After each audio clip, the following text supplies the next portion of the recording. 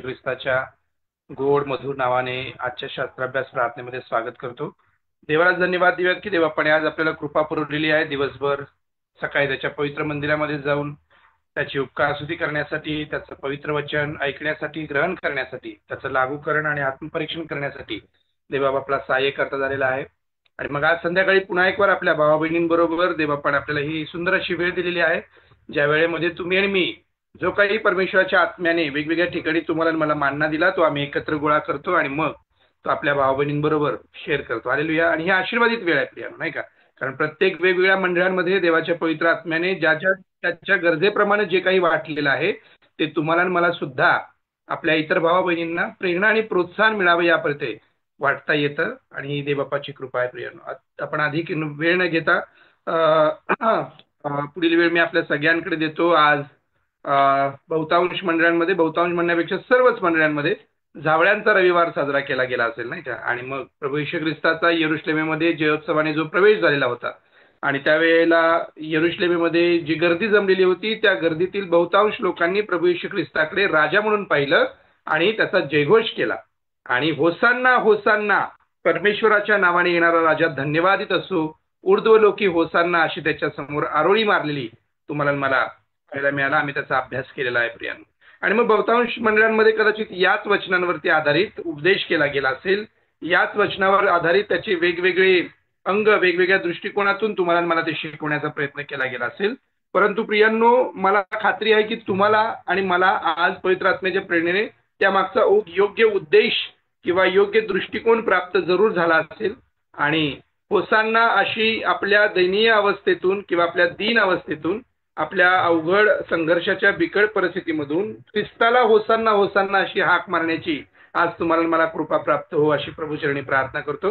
ही वेळ आपल्या प्रत्येकाकडे देतो. आपण कोणीही आपला माईक अनम्यूट करा आणि पहिली संधी घ्या आणि तुमच्या मंडळीमधलं मिळालेलं तुम्हाला वचन जे आहे ते इतर भावा बहिणींबरोबर शेअर करा.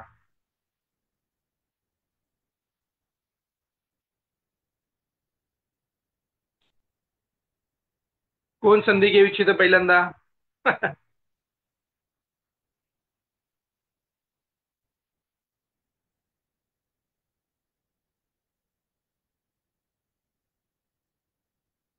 नावं घ्यावी लागतील का?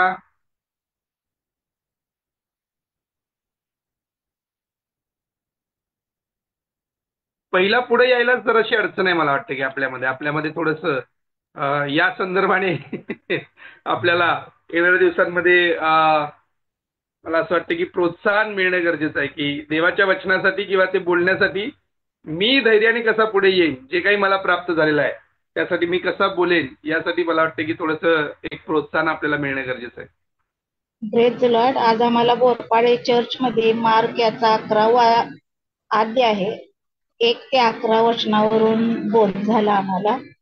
येशोरेलीमहून येशूचा जेवूस्थानी प्रवेश. ते येशोरेलीमजवळ जैतुनाच्या डोंगरापाशी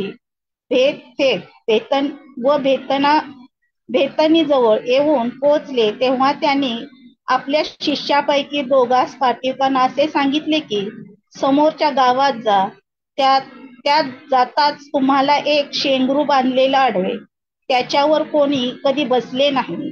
ते सोडून आण. आणि तुम्ही असे का करिता असे जर कोणी तुम्हाला विचारले तर असे सांगा की प्रभूला याची गरज आहे आणि तो लगेच ते इकडे परत पाठवतील. तेव्हा ते निघाले आणि रस्त्यावर दाराशी बाहेर बांधलेले एक शेंगरू त्यांना आढळले. ते त्यांनी सोडले. तेव्हा तेथे उभे असलेले लोकांपैकी काही जण त्यांना म्हणू लागले, शेंगरू सोडून तुम्ही काय करीत आहात? येशूने सांगितल्याप्रमाणे त्याने त्यांना उत्तर दिले. तेव्हा त्यांनी त्यांना जाऊ दिले. नंतर त्यांनी ते शेंगरू येशूकडे आणले, त्याच्यावर आपले वस्त्र घातले व ते त्याच्यावर बसला. तेव्हा पुष्कळ लोकांनी आपली वस्त्रे वाटेवर पसरली. इतर लोकांनी शेतमळ्यातून ढाळ्या तोडून आणून त्या वाटेवर पसरल्या. आणि पुढे चालणारे व मागून येणारे लोक असा जयघोष करत म्हणाले, होसान्ना, प्रभूच्या नावाने येत असलेला धन्यवादित असो. आमचा पूर्वज दावीद याचे येणारे राज्य धन्यवादित असो. ऊर्ध्वलोकी होसान्ना. नंतर तो येशरेलेमेत आल्यावर मंदिरात गेला आणि त्याने शोभावर सर्व काही पाहिलं.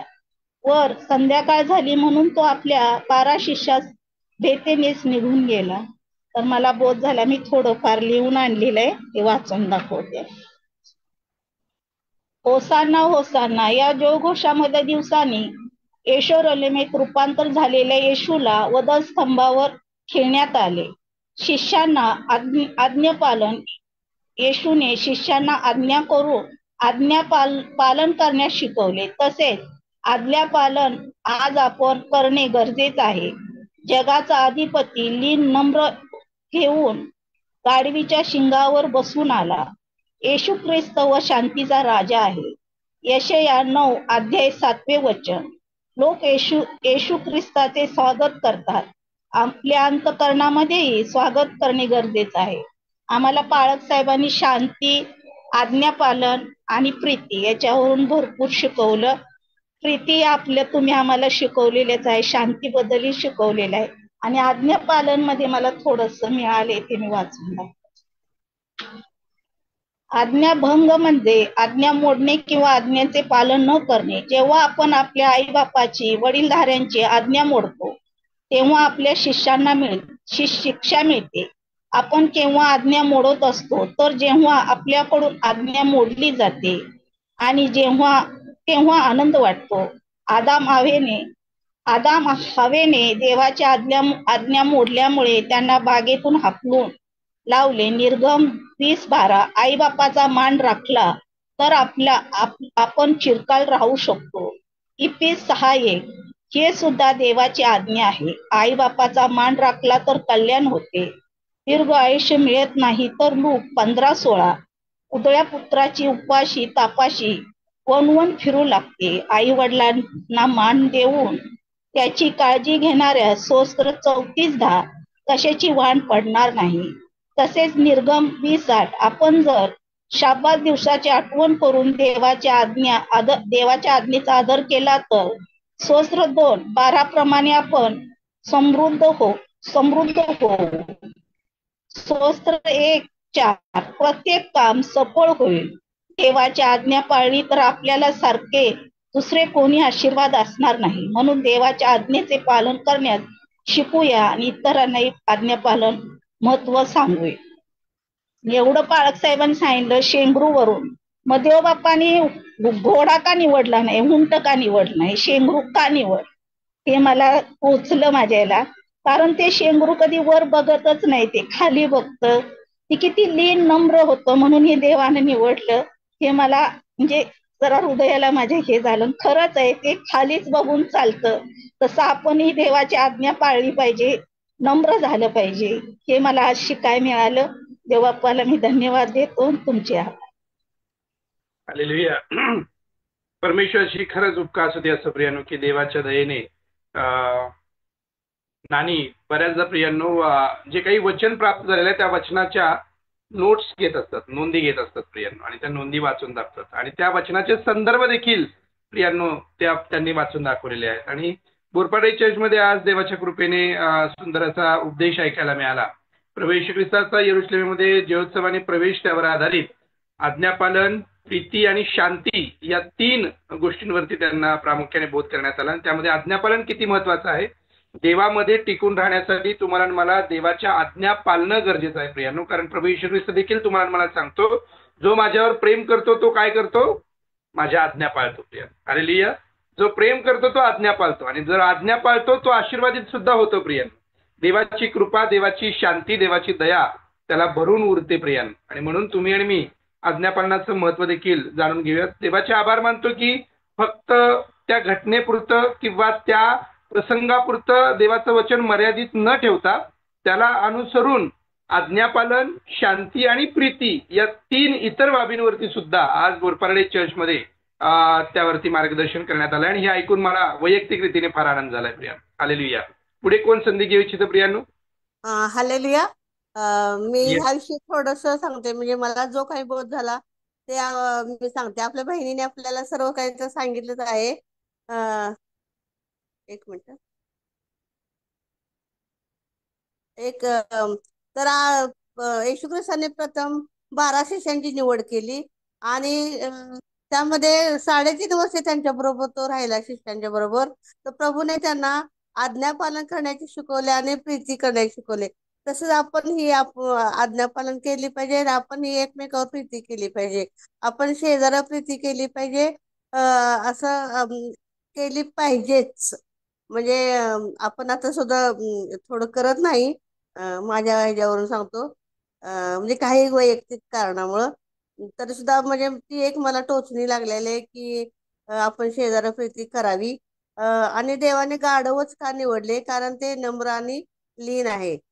तर आपण ही त्याप्रमाणे नम्राने लीन झालं पाहिजे. प्रभूने प्रभू प्रभूने देण्याची वृत्ती आपल्यामध्ये अ, जशी प्रभूने देण्याची वृत्ती ठेवली तशी आपल्यामध्ये ही देण्याची वृत्ती आपण आपल्यामध्ये असली पाहिजे. आणि येशू ख्रिस्त हा शांतीचा देव आहे. तर आपण ही आपले हे मन शांत ठेवायला पाहिजे. आपण म्हणजे आपण ही अशांतता असते आपल्या मनामध्ये काही असू नये. म्हणून लोक येशू ख्रिस्ताचे जसे यरुशलेममध्ये म्हणजे स्वागत केले तसे आपण ही स्वागत देवाचे केले पाहिजे आणि त्याप्रमाणे आपण वागलं पाहिजे. हे यातून मला अर्थ समजले. थँक्यू. Main hallelujah. पुन्हा एक वार मला आनंद वाटला प्रियांनो, कारण लागूकरणाच्या संदर्भाने, टोचणीच्या संदर्भाने प्रियांनो, वैयक्तिक रीतीने त्याची कबुली दिली गेलेली आहे प्रियांनो. देवाचं वचन हेच कार्य करण्यासाठी समर्थ आहे प्रियांनो. देवाचं वचन प्रत्येक रविवारी तुम्हाला मला आरशाप्रमाणे आलं पाहिजे प्रियांनो. आमचं मुख दाखवणारं, आमची आध्यात्मिक स्थिती दाखवणारी, आम्हाला आमच्या भावी सुस्थितीची आशा देणारी आणि तुमची आणि माझी अंतःकरण शांतीने भरणारी देवाचं वचन प्रत्येक रविवारी आपल्याकडे यायला पाहिजे. आणि ते येतं प्रियांनो. आम्ही जसं ते ग्रहण करू, जेवढं आम्ही आमचं अंतःकरण उघडू नाही का, जेवढं आम्ही स्वतःला देवासमोर लीन आणि नम्र करू, तितकं ते वचन प्रियांनो तुमच्या माझ्याशी बोलेल. आपल्या शेजाऱ्यावर प्रीती करण्याच्या संदर्भाने त्यांनी ती कबुली दिली की देवाच्या वचनावर आधारित त्यांना ती टोचणी लागली. कदाचित आमच्याकडनं ही वागणूक होत नाही, नाही का. काही कारण, वेगवेगळी कारणं असतील प्रियांनो.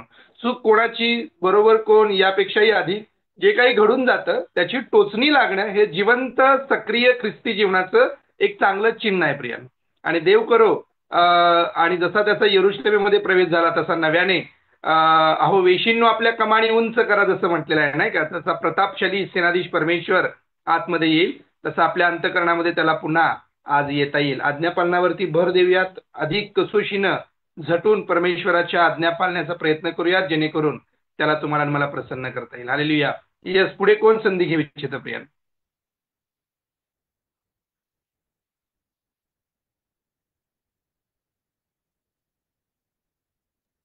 हालेलुया. देवाच्या नावाला धन्यवाद असो.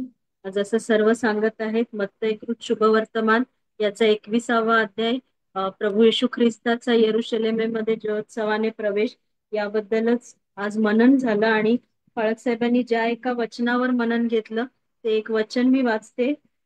मत्तय 21 त्याचं 10वं वचन. तो यरुशलेमेत आल्यावर सर्व नगर गजबजून म्हणाले, हा कोण? आज पाळक साहेबांनी हा कोण या विषयावर संदेश दिला आणि अनेक उदाहरणं, जसं शुभवर्तमानामध्ये अनेक वेळा शिष्यांच्या मनात किंवा इतर वारा आणि वादळ देखील याचं ऐकतं, तर हा कोण, हा अधिकारवाणीने जो ते बोलत आहे ही अधिकारवाणी काय, असे प्रभू येशू ख्रिस्ताविषयी प्रश्न उभे राहिले. आणि ख्रिस्ताने स्वतः मत्तयकृत शुभवर्तमान याच्या 16व्या अध्यायामध्ये जेव्हा शिष्यांना प्रश्न विचारला, आधी विचारलं त्यांना की लोक मला कोण म्हणून म्हणतात, आणि नंतर शिष्यांना विचारलं की तुम्ही मला कोण म्हणून ओळखता. आणि तेव्हा पेत्राने उत्तर दिलं की तुम्ही ख्रिस्त आहात, जिवंत देवाचे पुत्र आहात. तेव्हा प्रभू येशू ख्रिस्ताने जी गोष्ट शिमोनाला म्हणाली की धन्य तुझी शिमोन बारियोना, कारण तुला देह आणि रक्ताने नव्हे तर प्रभू माझ्या देवपित्याने हे प्रगट केलं. आणि खरोखर या वचनाने फार आनंद झाला. आणि पुन्हा एकदा ही आठवण झाली की आज जर मी माझ्या प्रभू येशू ख्रिस्तावर विश्वास ठेवते तर हे माझ्या बुद्धीने, माझ्या वंश परंपरागत, म्हणजे मी जर ख्रिस्ती कुटुंबात जन्म घेतलाय म्हणून हे प्रकट झालेलं नाहीये, तर करोडो लोकांमधून देवाची ही कृपा आहे माझ्यासारख्या मर्त्य मनुष्यावर की देवाने हे मला प्रगट केलं की तो जो जिवंत देवाचा पुत्र आहे, आज मी त्याला ओळखते, आज मी माझ्या प्रभूला ओळखते की तो त्या देवाचा पुत्र आणि तो माझा प्रभू आहे. आणि त्यावरूनच पुढे जे वचन सांगितलं योहानकृत शुभवर्तमान याचा 8व्या अध्यायामध्ये, की सत्य तुम्हाला समजेल आणि सत्य तुम्हाला बंधमुक्त करेल.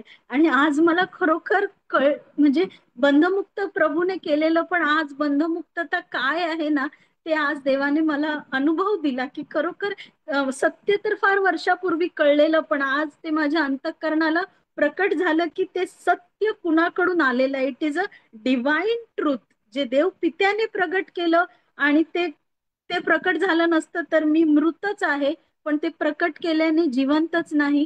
तर आज मी फ्री आहे आणि तो आनंद आहे, आणि त्या आनंदामुळे मी माझ्या देवाच्या नावाला धन्यवाद देते की देवाच्या सेवकासाठी की एवढं सुंदर शब्द आज आमच्या मंडळीला मिळाले. आणि ते किती सांगू किती नको असं होत आहे, पण देव ते आपल्या प्रत्येकाच्या अंतःकरणात ते बहुगुणित करणार आहे. आणि खरोखर आज तो प्रतापशाली राजा माझ्या अंतःकरणामध्ये आहे. त्याबद्दल देवाच्या नावाला धन्यवाद. हालेलुया. परमेश्वराची उपकार स्तुती असो प्रियांनो. देवाचं वचन तुमच्या आणि माझ्या अंतःकरणाचा ठाव घेणार आहे, आणि जेव्हा ते अंतःकरणामध्ये येतं तेव्हा ते हर्षाने आणि आनंदभरित होतं प्रियांनो, नाही का. आम्ही उकळ्या फुटायला लागतात असा आनंद तुम्हाला मला त्यावेळेला प्राप्त होतो. देवाची उपकार स्तुती करूयात की हा कोण, हा जो प्रश्न लोकांना पडलेला होता प्रियांनो, तो प्रश्न आता तुम्हाला आणि मला नाहीये, नाही का. कारण त्याने तुमची आणि माझी ओळख करून घेतलेली आहे, त्याने करून घेतलेली आहे, आम्ही जाऊन नाही केली प्रियांनो. त्याने आम्हाला बोलावलं, आपल्या नावाने बोलावलं प्रियांनो, आणि त्याने सांगितलं की मी या जगाचा निर्माण करता, मी तुझा निर्माण करता, मी तुझ्यासाठी वधस्तंभावरती मारलो गेलोय आणि तुला घेण्यासाठी मी पुन्हा येणार आहे. हालेलुया. त्याने आपल्या अंतःकरणामध्ये जयोत्सवाने प्रवेश केलेला आहे. याची जर खात्री ज्याला जरा झाली आहे, तो अंतःकरणामध्ये उकळ्या फुटल्याचा अनुभव घेतल्याशिवाय राहणार नाही प्रियांनो. ते सत्य आम्हाला समजलं आहे, आणि त्या सत्याने तुम्हाला आणि मला बंधमुक्त केलेला आहे, आणि त्या देवाची स्तुती असो प्रियांनो. हालेलुया. येस, पुढील वेळ सविता कैच्याकडे देतो. Praise Lord. देवपाच्या नावाला गौरव देते की आज आमच्या मंडळीमध्ये देखील मत्ते याचा 21वा अध्याय आणि 1 ते 11 या वचनावर मनन झालं. आणि त्यानंतर जखय याचा 9वा अध्याय आणि 9 आणि 10 या जखऱ्याचा 9वा अध्याय 9 आणि 10 या वचनावर मनन झालं. तर मी 1-2च वचन वाचते यातून. मत्ते 21 आणि 5. सियोनच्या कन्येला सांगा, पहा तुझा राजा तुझ्याकडे येत आहे, तो सौम्य आहे, म्हणून तो गाढवावर म्हणजे गाढवीच्या शिंगावर बसलेला आहे. आणि जखऱ्या 9 आणि 10.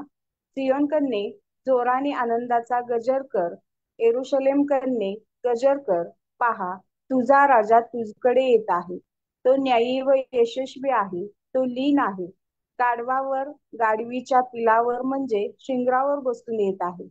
एफ्राईमातले रथ, येरुशलेमेतले घोडे मी नष्ट करीन, युद्ध धनुष्य तोडून टाकण्यात येईल, तो राष्ट्रांबरोबर शांतीच्या गोष्टी बोलेल, त्याचे अधिपत्य प्रत्येक समुद्रावर व फरात नदापासून तो पृथ्वीच्या दिगंतापर्यंत चालेल. या वचनांवर जास्त आज भर देण्यात आला. आणि यामध्ये पाहायला मिळतं की जो परमेश्वर आपला प्रभू परमेश्वर आहे, त्याला आजच्या दिवशी राजा म्हणून गणण्यात आलं होतं. आणि मग कधी आपण असा विचार केला होता का त्याच्या पूर्वी धावळ्याच्या रविवारच्या पूर्वी कधी राजा म्हणून त्याचा उल्लेख किंवा त्याचा जयोत्सव कधी केलेला आपण पाहिले का, किंवा लोकांनी त्याला आपला राजा असं कधी संबोधलं होतं का? कारण प्रभू येशू ख्रिस्त ज्या ज्या ठिकाणी सेवा करण्यासाठी जात होता, तेव्हा अगदी झुंडच्या झुंड त्याच्या पाठीमागे असायची, तो एकटा कधी नसायचा. जेव्हा तो पित्याशी बोलण्यासाठी जायचा डोंगरावर, तेव्हा फक्त तो काय करायचा, एकटा जायचा, नाहीतर इतर ठिकाणी सगळे लोक त्याच्या सोबत असायचे. पण येशू ख्रिस्ताची ओळख करून देताना किंवा ती लोक जात असताना आजूबाजूला बसलेले भिकारी, गाववाले, अडचणीत असणारे अनेक लोक येशू जवळ यायचे वगैरे. पण त्याचे शिष्य हा आमचा राजा आहे किंवा हा राजा आहे आणि हा तुम्हाला बरे करेल किंवा हा तुमच्यासाठी चमत्कार करेल, अशी ओळख त्याची कधीच करून देत नव्हते. मग आजच येशूला राजा म्हणून का गणण्यात आलं किंवा आजच या वचनामध्ये पण प्रभू परमेश्वर सियोन कन्येला काय सांगतोय की तुझा राजा तुझ्याकडे येत आहे. मग आजच्या दिवशी जो काही येशू ख्रिस्ताचा येरुशलेमेमध्ये जो प्रवेश झाला आणि तो जयोत्सवाने म्हटले म्हणजे घोषणा करत उच्च स्वराने राजा म्हणून त्याचा स्वीकार करत लोकांनी त्याचा आज हे केलेला आहे. आणि मग तो राजा कसा आहे, आजपर्यंत आपण अनेक ठिकाणचे राजे म्हटले की राजाचं वाहन काय असतं, घोडा असतं. पण आपला प्रभू परमेश्वर त्या घोड्यावर नाही बसला किंवा घोड्यावरून नाही आलं, तर त्यांना गाढवाचं सिंगरू जे की त्याचा वापर कधीच कुणी केला नव्हता. आणि आपण आपल्या अनेक शास्त्र भागांमध्ये वाचतो की आपल्या प्रभू परमेश्वराला प्रथम फळ आवडतं, जे की कोणी यूज केलेलं किंवा कोणी वापरलेलं परमेश्वराला कधीही मान्य होत नाही. आणि हे गाढवीचं शिंगरू आहे, छोटं पिल्ल आहे, ज्याचा वापर कोणीही केलेला नाही किंवा ज्यावर कोणी बसलेलं नाही. आणि त्याच्या ठिकाणी असणारी लीनता या ठिकाणी पाहायला मिळते. त्यानं स्वतःचा उदो या ठिकाणी केलेलं नाही की मी राजा आहे, मग माझ्यासाठी दष्टपुष्ट घोडा पाहिजे किंवा काय पाहिजे, रथ पाहिजे, असं काही सुद्धा या ठिकाणी परमेश्वराने स्वतःसाठी निवडलेलं नाहीये. ते लीन नम्र असं ते गाढवाचं पिल्लूचं शिंगराचं निवड केलेलं आहे. आणि मग यामध्ये आपला प्रभू परमेश्वर आज जरी त्याला राजा म्हणून गणण्यात आलं होतं, तरी सुद्धा त्याच्या ठिकाणी राजाचा कोणताही आविर्भाव पाहायला मिळत नव्हता.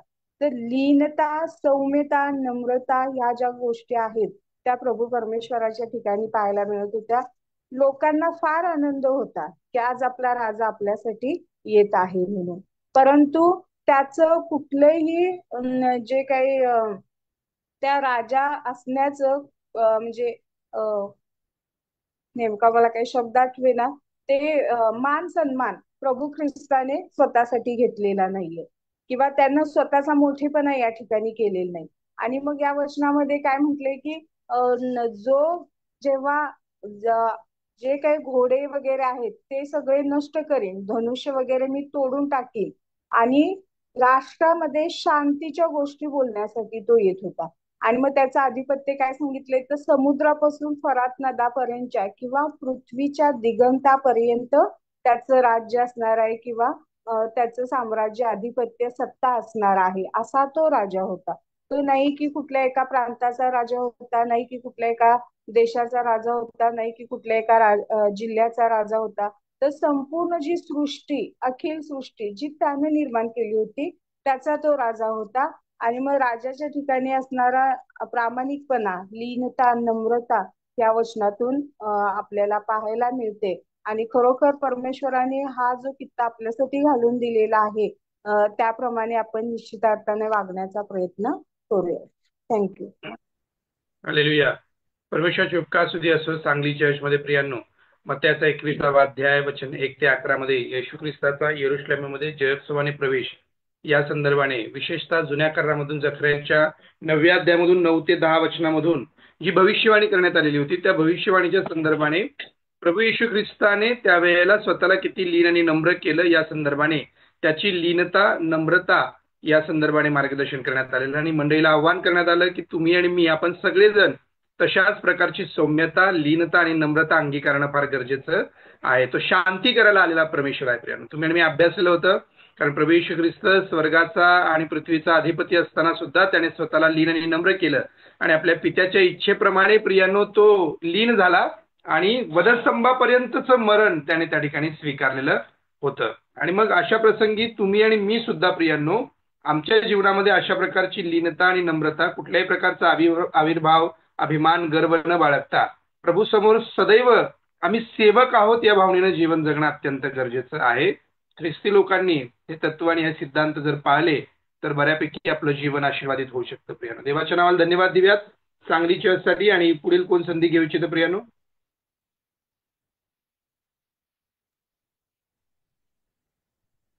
सलाम दादा, माझा आवाज ऐकू येतो?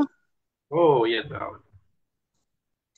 आज सगळ्या मंडळीमध्ये तोच संदेश झालेला आहे बायबल मध्ये, की दाखवलेलं आहे की होसांना होसांना, आता होसांना होसांना.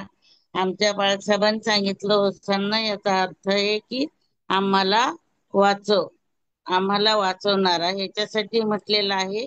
की ज्या टायमाला लाजरसाला मरणातून उठवलं त्यांनी, जो मेला होता, ज्याला 4 दिवस झालेले होते, आणि 4 दिवसानंतरही प्रभू येशू ख्रिस्तानी त्याला फक्त आवाज दिला. हा आवाज त्याच्या कानापर्यंत पोहोचला नाही, तर त्याच्या हृदयापर्यंत पोहोचला. हा आवाज कोणालाच ऐकू गेला नाही, फक्त तो आवाज फक्त लाजरसाला ऐकू गेलेला होता. आणि लाजरस त्या आवाजाने लाजरस बाहेर आला. आणि हे पुष्कळ लोक समुदाय जो होता की त्यांनी हा चमत्कार पाहिला, आणि ते चमत्कार पाहिल्यानंतर सर्व लोक समुदाय त्याच्या मागे निघालेले होते. हा प्रभू येशू ख्रिस्तांनी केलेला तो चमत्कार पाहिल्यानंतर तिथले नाही म्हणता 72 राजे जे होते ते दणाणले, कारण तो सर्वजण त्याच्या मागे जायला निघालेले होते. त्याच्यानंतर त्यांनी सांगितलं, स्तोत्रसंहिता 118 मधलं 25वं वचन आहे, हे परमेश्वरा, आम्ही तुला विनवतो की आमचे तारण कर. हे परमेश्वरा, आम्ही तुला विनवतो की तू आमचं कष्ट कर. हे त्यांनी सांगितलं की परमेश्वर आपल्याला कसं वाचवतो, कारण त्यांनी जे वचन आपल्याला दिलेले आहे ते वचन त्यांनी पूर्ण केलेलं आहे. त्यांनी लोक प्रभू येशू ख्रिस्ताच्या मागे फक्त लाजरसाचा जो चमत्कार आहे तो पाहिल्याबरोबर लोक समुदाय त्याच्या मागे निघाले. आणि जे गाढवाचं शिंगरू होतं त्या शिंगरावर बसून तो निघाला, की ते शिंगरू जे नम्र आणि लीन होतं, तसा आपला प्रभू लीन आणि नम्र होता. बस, थँक्यू. हालेलुया. परमेश्वराची स्तुती असो. प्रियानो, होसान्ना या शब्दाचा अर्थ तुम्हाला मला काल माहिती आहे, त्याच्या आधी आपण शिकलेलो आहे. आम्हाला वाचीव, नाही का? आणि मग प्रियानो, तो वाचवण्यासाठी झालेला आहे. त्याच्याकडे ते सामर्थ्य आहे.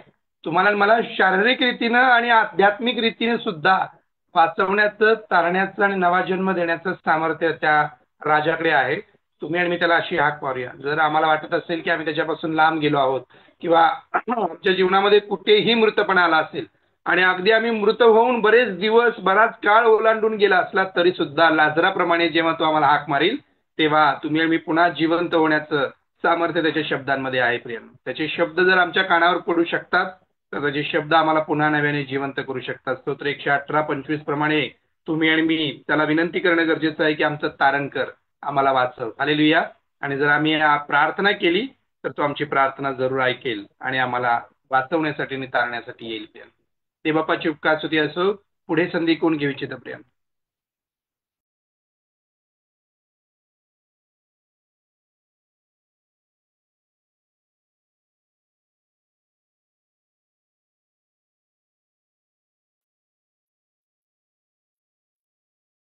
हालेलुया.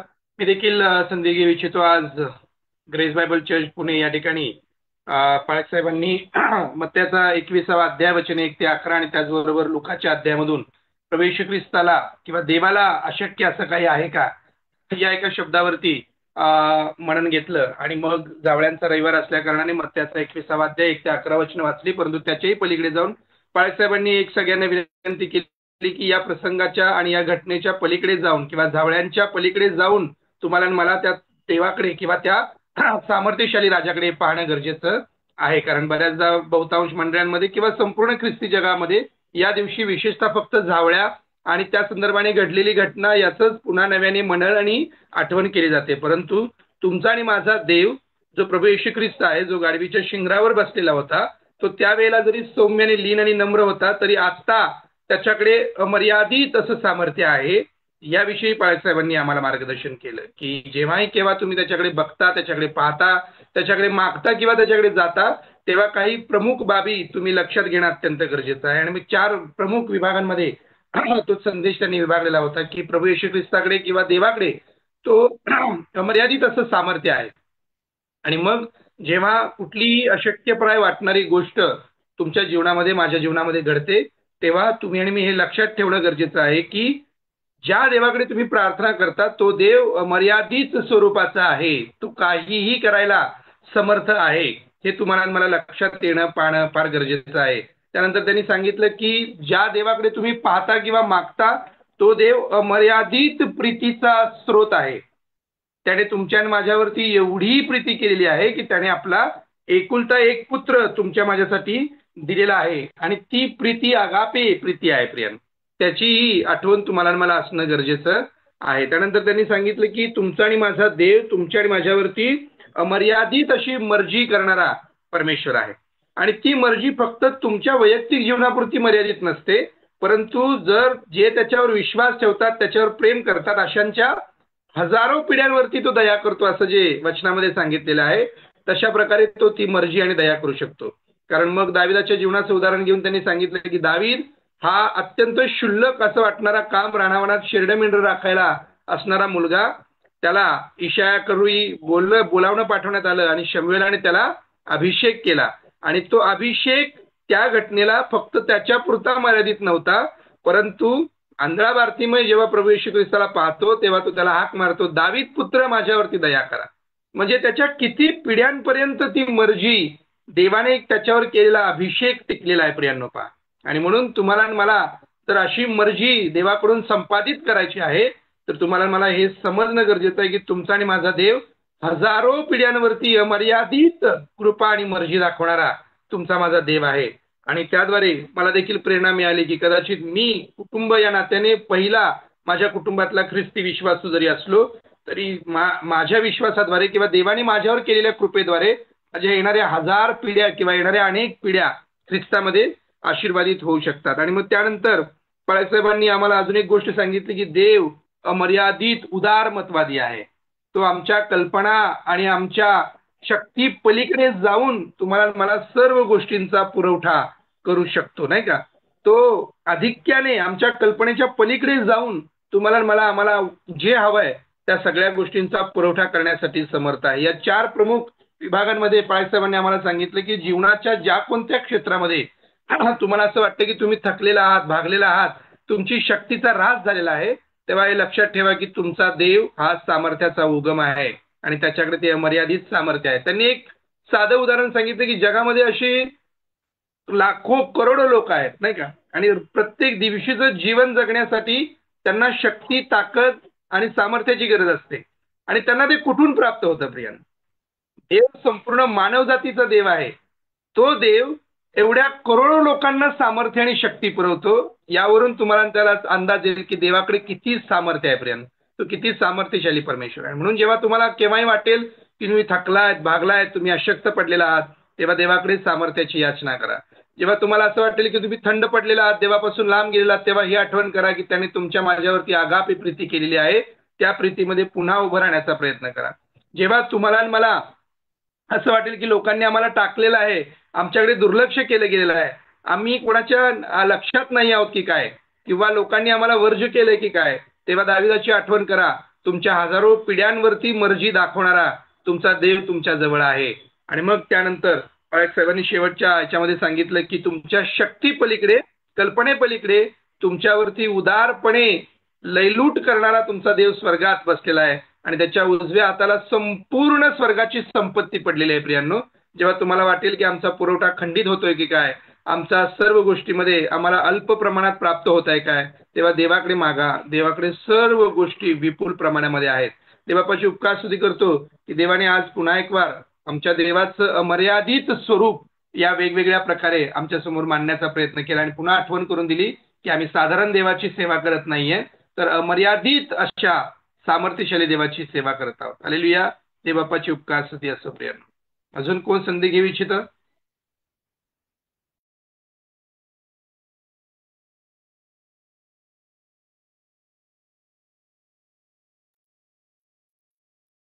कोणी आहे संधी घ्यायला पुढे? आपण आज प्रार्थनेमध्ये 10 सदस्य आहोत. मला वाटतं की बहुतांश लोकांचं झालेलं आहे. जर आपल्यामध्ये विशाखाताई आहेत, त्यांना जर संधी घ्यायची आहे, किंवा बंधू संदेश यांना जर संधी घ्यायची आहे तर ते संधी घेऊ शकतील. बाकी सर्व सदस्यांचं वचनावर बोलून झालेलं आहे. हालेलुया. देवबापाचं नाव बाळासाहेबांनी खूप छान सांगितलं ऑलरेडी सुद्धा. सांगितलेलं आहे त्याच्यातच थोडंफार मला सांगायची इच्छा आहे. ते म्हणजे सगळेजण आपण पाम संडे सेलिब्रेट करत आहोत. तर मला हे फार टोचणी लागणं असं म्हणू शकतो किंवा ह्या गोष्टीचा आपण कधी विचार नाही केला. बाळासाहेबांनी खूप छान सांगितलं की the other side of the coin, म्हणजे ही जेव्हा येशूनी सांगितलं की हे शिंगरू तुम्ही घेऊन या, त्याच्यानंतर जेव्हा ते पाम संडे सेलिब्रेट करत होते, जयघोष होत होता, तेव्हा बरेच लोक म्हणजे दोन वेळांनी विचार करत होते की हा आहे तरी कोण. म्हणजे एकतर चांगल्या भावनेने विचार करत होते की हा आहे तरी कोण, म्हणजे हा इतका मोठा माणूस आहे का, हा राजा आहे की कोण आहे.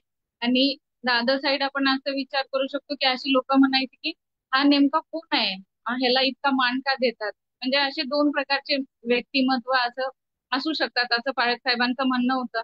तर त्याच्यात त्यांनी बरेच उदाहरण दिले. त्याच्यामध्ये मार्क याचा 4 अध्याय वर्सेस 39 to 41 मध्ये जेव्हा येशू ख्रिस्त शिष्यांना बोध करून जेव्हा बोटीतून निघालेला असतो, तेव्हा येशू वादळ शांत करतो. तेव्हा पण लोकांना हाच प्रश्न होता की जेव्हा येशू ख्रिस्त वादळाला उभारतो, जेव्हा तो शांत राहा म्हणतो, तेव्हा ते वादळ शांत होतं. त्याच्यानंतर परत तोच संदर्भ आहे की ते लोक म्हणतात की हा नेमका आहे तरी कोण. त्याच्यानंतर मार्क याचा 1 अध्याय वर्सेस 26 to 27 मध्ये पण जो अशुद्ध आत्म्याचा माणूस असतो, त्याला दुष्ट आत्मा लागलेला असतो. त्याच्यानंतर जेव्हा येशू म्हणतो त्याच्यातून निघून जा, तेव्हा तो आत्मा त्याला पिळून काढून तो तिथून निघून जातो. तेव्हा पण लोकांमध्ये हीच चर्चा होती की हा नेमका आहे तरी कोण, याच्यात एवढं सामर्थ्य आलं कुठून. त्याच्यानंतर युहन्कृत सुवर्तमान याचा 9 अध्याय 8 ते 11 वचनामध्ये पण आहे की जो आंधळा मनुष्य असतो, ज्याला देवबापांनी येशू ख्रिस्तांनी डोळ्याला चिक्कल लावून, हे आपल्याला सर्वांना माहिती आहे की डोळ्याला चिक्कल लावून बरं केलेलं असतं. जेव्हा त्याची भेट दुसऱ्या व्यक्तींबरोबर होती, तेव्हा ते लोक म्हणत असतात की अरे हाच का तो आंधळा, त्याचे डोळे तर पूर्ण नाहीसे झाले होते, म्हणजे त्याला डोळे नव्हते, हा आलाय, हा नेमका तोच आहे का म्हणून. मग तो आंधळा असतो, तो साक्ष देतो की हो, त्या येशूने मला चिक्कल लावलाय आणि ज्यांनी सांगितलं मला शिलोह मध्ये जाऊन तू ते धुवून काढ, तोच मी आहे. तिथं पण परत लोकांनी ही चर्चा केली की बाबा तुझे डोळे म्हणजे नव्यासारखे झाले किंवा तुझे डोळे परत आले, हा नेमका आहे तरी कोण. तर त्याचा संदर्भ पास्टरांनी खूप छान सांगितलं की ह्या सगळ्या प्रश्नांचं उत्तर स्तोत्रसंहिता याचा 24 अध्याय वचन 7 ते 10 मी वाचते. अहो वेशीनो उन्नत व्हा, पुरातन द्वारांनो उंच व्हा, म्हणजे प्रतापशाली राजा आत येईल. हा प्रतापशाली राजा कोण? बलवान व पराक्रमी परमेश्वर, युद्धात पराक्रमी परमेश्वर तोच. अहो वेशीनो उन्नत व्हा, पुरातन द्वारांनो उंच व्हा, म्हणजे प्रतापशाली राजा आत येईल. हा प्रतापशाली राजा कोण? सेनाधीश परमेश्वर हाच प्रतापशाली राजा. आमेन. तर आपण आपल्याला बऱ्याच जणांना हे स्तोत्रसंहिता 24 आपल्याला पाठ आहे. खरं तरी पण म्हणजे अशा वेळी आपण कधी, म्हणजे मी तरी पर्सनली विचार केला नव्हता, पण मी देवबापाच्या नावाला धन्यवाद देते की पाळक साहेबांच्या थ्रू एवढं सुंदर वचन आम्हाला प्राप्त झालं, म्हणून मी देवबापाच्या नावाला धन्यवाद. हालेलुया. हा आहे तरी कोण, नाही का, हा जो अनेक लोकांना प्रश्न पडलेला होता, त्याचं उत्तर तुम्हाला मला प्राप्त झालेलं आहे. सेनाधीश परमेश्वर, प्रतापशाली देव, तो राजा आहे प्रियांनो, ज्याने तुमच्या आणि माझ्या जीवनामध्ये प्रवेश केलेला आहे आणि त्याने तुम्हाला मला त्याची प्रजा, त्याचे लोक म्हणून निवडलेला आहे. देवाच्या नावाला धन्यवाद देऊयात की पुन्हा एक वार हा आहे तरी कोण या एका प्रश्नावरती या मंडळीमध्ये प्रियांनो बोध करण्यात आला. वेगवेगळ्या उदाहरणातून लोकांना जो पडलेला प्रश्न होता त्याचं उत्तर तुमच्या माझ्या जीवनामध्ये काय आहे हे पाळकसाहेबांनी पुन्हा अधोरेखित करण्याचा प्रयत्न केला किंवा दाखवून देण्याचा प्रयत्न केला की तुम्हाला तो कोण म्हणून समजलाय, उमगलाय, किंवा तुमच्या जीवनामधला जो राजा आहे तो कोण आहे. आणि त्याबद्दल परमेश्वराची उपकारस्तुती असो प्रियांनो. मला वाटतं की सर्व सदस्य यांचं बोलणं झालेलं आहे. आज विशेषतः प्रियांनो जावळ्यांचा रविवार हा प्रत्येक मंडळांमध्ये साजरा केला गेलेला असताना मी वैयक्तिक रीतीनं आपल्या सगळ्यांना पुन्हा एक वार विनंती करतो की प्रियांनो, या घटनेला किंवा ही घटना जेव्हा होऊन गेलेली आहे तेव्हा प्रियांनो तुम्ही आणि मी वैयक्तिक रीतीनं आत्मपरीक्षण करणं फार गरजेचं आहे.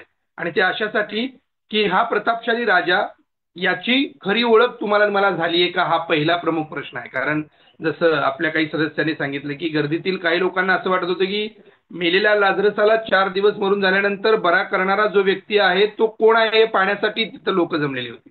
काही लोकांना असं वाटतं होतं की राजकीय अराजकता जी माजलेली आहे त्यामध्ये आम्हाला स्थिर सरकार देणारं किंवा स्थिर आमच्यावरती छत्रछाया धरणारा कोणीतरी शास्ता आमच्यामध्ये उगवलेला आहे त्याला पाहण्यासाठी आणि त्याचा उदो करण्यासाठी काही लोक त्या ठिकाणी जमलेले होते.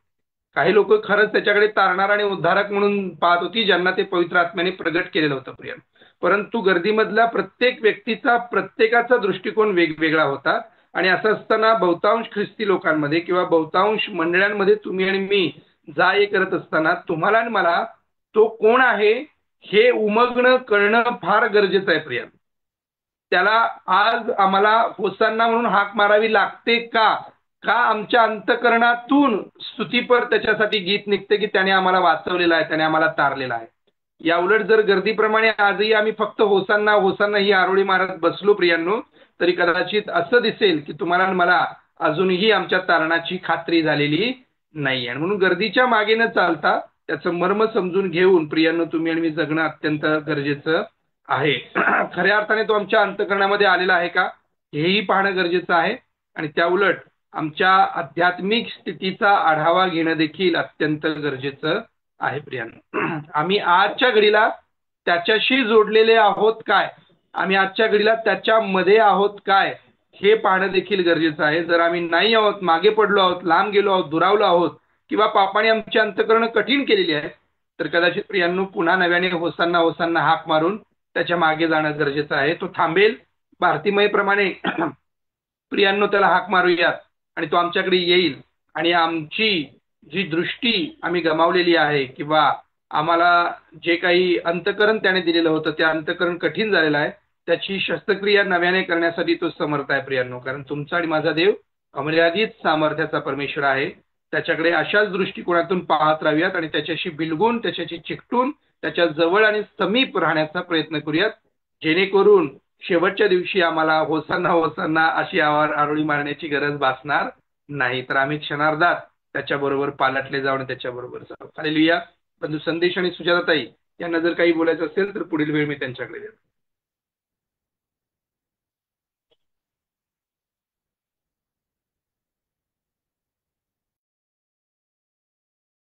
हालेलुया. देवाच्या नावाला धन्यवाद देऊया. खरोखर देवाच्या नावालाच धन्यवाद देऊया कारण तो प्रतापशाली राजा तो सेनाधीश परमेश्वर तो यशस्वी न्यायी पण जेव्हा तो गाढवीच्या शिंगरावर बसून आला आपण सर्वजण शिकलो आहे ना तो सौम्य नम्र असा आमचा राजा होता. शास्त्रलेख पूर्ण करण्यासाठी त्याने एकदा जयोत्सव होऊ दिला. त्याने एकदा स्वतःचं गौरवाने त्याने जयोत्सवाने प्रवेश केला आणि आज कुणीतरी खूप सुंदर म्हटलं की जयोत्सव ऑलरेडी तो विजयी होता कारण त्याला माहिती होतं तो यरुशलेमेमध्ये कशावर विजय मिळवण्यासाठी जात आहे आणि ते विजयाने प्रवेश करत असताना त्याने शास्त्रलेख ख्रिस्ताने संपूर्ण ख्रिस्ताच्या जीवनामध्ये पित्याची इच्छा आणि देवाची योजना पूर्ण करण्यासाठी त्याने स्वतःचं जीवन आणि वधस्तंभावर तुमच्या माझ्यासाठीचं मरण पुनरुत्थान आणि स्वर्ग सर्व काही ख्रिस्ताने आपल्या पित्याच्या इच्छेप्रमाणे केलं. आजही आपण प्रार्थना करूया की आपण सर्वजण सुद्धा आपल्या निर्माणकर्त्या पित्याच्या आणि आपल्या प्रभू येशू ख्रिस्ताच्या इच्छेप्रमाणे आज्ञेप्रमाणे चालू. जसं सर्वांनी सांगितलं की त्याच्या आज्ञेमध्ये राहून ख्रिस्ताप्रमाणे आपण ही नम्र आणि लीनतेने आपण आपल्या प्रतापशाली राजाला अनुसरूया. हालेलुया. देवाच्या नावाला धन्यवाद असो. इथून पुढची वेळ आपले संचालक जर संदेश काही बोलू इच्छित आहे तर त्याच्याकडे नाहीतर आपले संचालक नीता यांचे.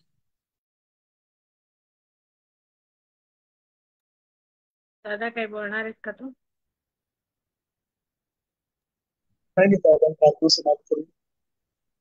Hallelujah.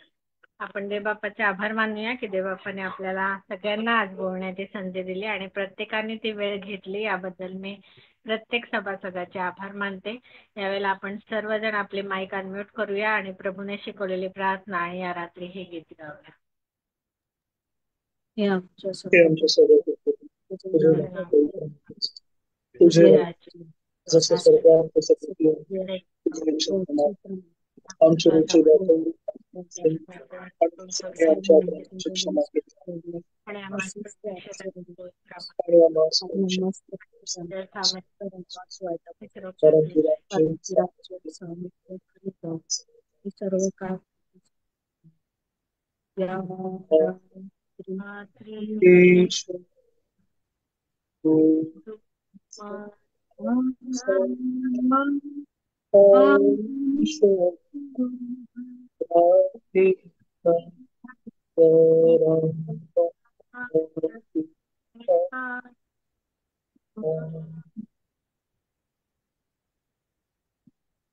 Praise the Lord. Good night. Praise the Lord. Good night.